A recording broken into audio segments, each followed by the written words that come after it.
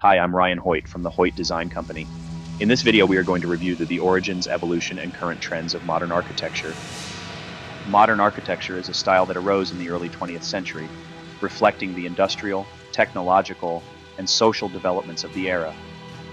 It sought to break away from historical architectural traditions by emphasizing function, simplicity, and a rejection of ornamentation. Throughout its evolution, modern architecture has adapted and diversified, giving rise to various substyles and influencing the built environment on a global scale. This video outlines the history and origins of modern architecture, traces its key movements and phases, and examines current trends. Let's start with the origins of modern architecture. The roots of modern architecture can be traced back to the late 19th century, when industrialization began to transform societies. Rapid technological advancements, including mass production, new construction materials, and engineering techniques, provided the foundation for new architectural expressions. It's important to recognize the influence of the Industrial Revolution. The Industrial Revolution played a pivotal role in shaping the ideas that defined modern architecture. Iron, steel, concrete, and glass became widely available, allowing for more innovative structural systems.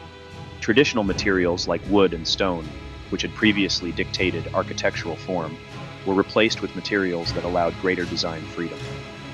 One of the earliest examples of industrial materials being used in architecture was the Crystal Palace, 1851 in London, designed by Joseph Paxton. The use of prefabricated glass and iron set a precedent for later modern structures, demonstrating how technology could influence architectural design. Next, let's recall the reaction against ornamentation, the arts and crafts movement. While some architects embraced new technology, others responded critically to the rise of mass production. The arts and crafts movement, led by William Morris and John Ruskin, emphasized craftsmanship and the value of handmade objects. This movement, although aesthetically distinct from modernism, laid the ideological foundation for the rejection of historical ornamentation, a key characteristic of modern architecture. What were some of the early pioneers? Art Nouveau and Art Deco. Art Nouveau and Art Deco, though decorative movements, influenced early modernism by introducing abstraction and stylization in architecture. Architects such as Victor Horta in Brussels and Antoni Gaudí in Barcelona developed organic forms that broke away from classical orders. Similarly, the clean lines and geometric patterns of Art Deco, visible in skyscrapers like the Chrysler Building, New York, prefigured the streamlined simplicity of modernism. Now let's review the development of modern architecture between 1900 and 1940. The early 20th century witnessed the formal birth of modern architecture through movements such as the Bauhaus, De Stijl, and Constructivism. This period was marked by theoretical manifestos and revolutionary architectural practices. An example is the Bauhaus School. Founded in 1919 by Walter Gropius in Germany, the Bauhaus School was instrumental in shaping modern architectural principles. It emphasized the unity of art, craft, and technology, promoting functionalism and minimalism. Bauhaus designs favored clean lines, cubic forms, and an absence of unnecessary decoration. Notable projects include Gropius's Bauhaus building in Dessau, which embodied the school's aesthetic with its modular design and use of glass curtain walls. Next, there is Le Corbusier and the International style. Swiss-French architect Le Corbusier was one of the most influential figures in modern architecture. His design principles, outlined in his book Towards a New Architecture, 1923, promoted the concept of buildings as machines for living. Le Corbusier emphasized the importance of open floor plans, large windows for natural light, and pilotis, columns, to elevate structures. The International style, named after a 1932 exhibition at the Museum of Modern Art, MoMA, spread modern architecture globally. This style featured simple geometric forms, glass facades, flat roofs, and a rejection of regional traditions. Key examples include Le Corbusier's Villa Savoy, 1929, and Ludwig Mies van der Rohe's Barcelona Pavilion, 1929. We also have Constructivism and De Stijl.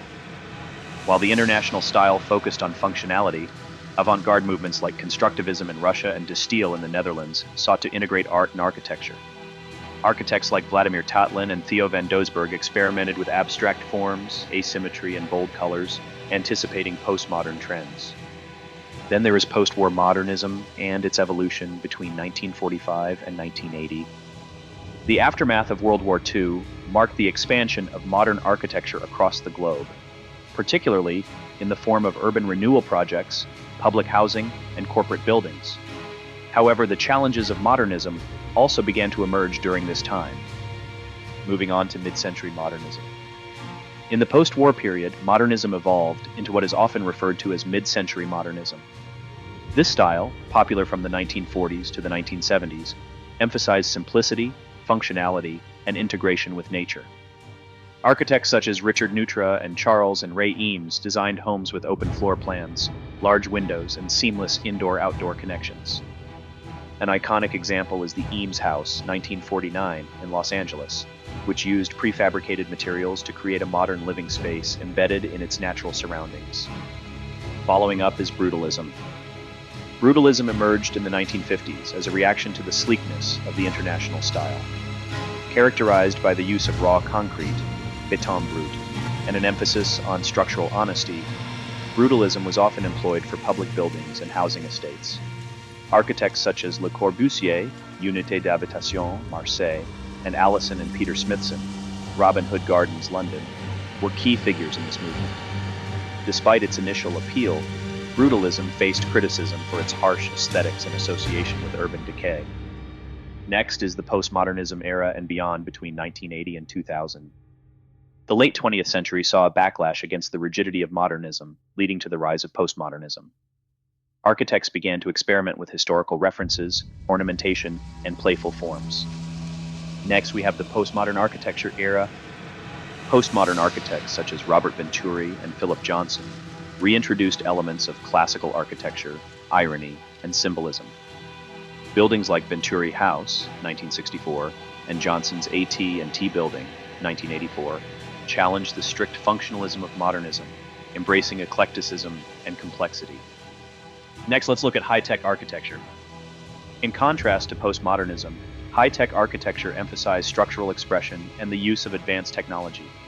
Architects like Norman Foster and Richard Rogers used materials such as glass, steel, and exposed surfaces to highlight the functionality of their buildings. Examples include the Lloyd's Building in London, 1986, and the Pompidou Center in Paris, 1977. Okay, now what are some contemporary trends in modern architecture between the year 2000 and the present day? In the 21st century, modern architecture has continued to evolve, shaped by environmental concerns, digital technologies, and social shifts.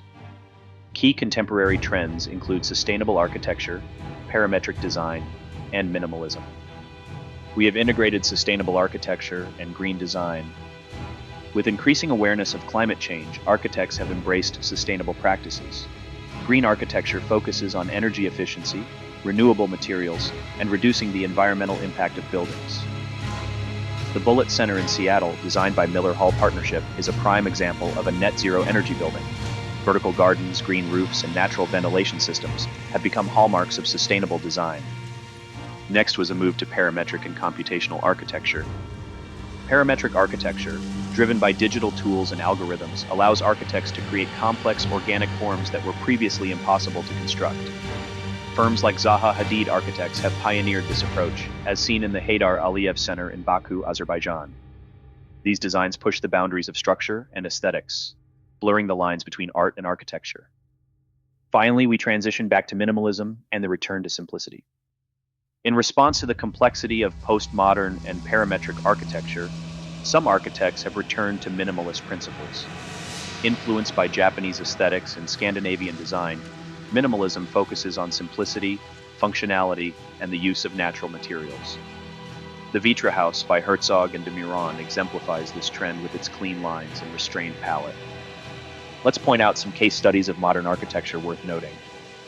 To understand the impact of modern architecture, it is essential to examine specific projects that demonstrate its principles and evolution.